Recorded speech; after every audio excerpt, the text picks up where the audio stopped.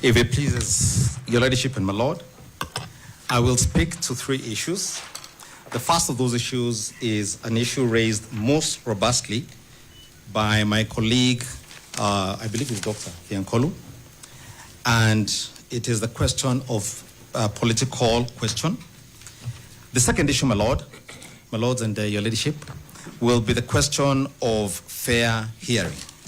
And the third one will be jurisdiction in the context of Article 40. Let me begin with the last one. In response to what the petitioners will tell you this morning, you will be treated to the most astonishing claim in our 10 years of the Constitution 2010.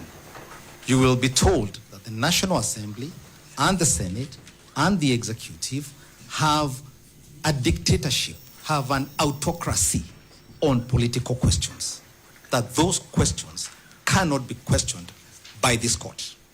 That is the textbook definition of dictatorship and autocracy.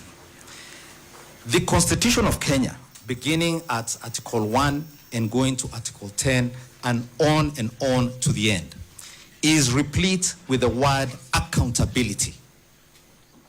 Kenya is not a presidential democracy. Kenya is not a legislative democracy. Kenya is a constitutional democracy. When we gave ourselves this constitution in 2010, we introduced into it a concept known as limited government. And what that concept means is that those who are accorded powers under the Constitution can only exercise those powers within the four corners of the power granted to them. That is number one.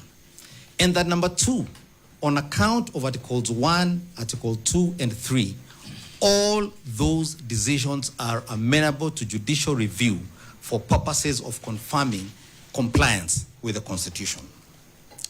My good friend, Mr. Dr. Thiankolu and his colleagues have in their submission cited to you a case which they have extracted from the Sonko, allow me to call it that, the Sonko Supreme Court decision.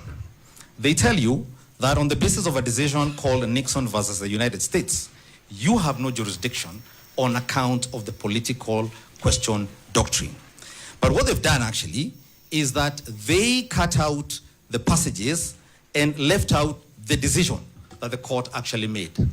This is what you will find at paragraph 113 of the Supreme Court decision. And so far, it's the only, I think, full decision by the Supreme Court on the question of impeachments.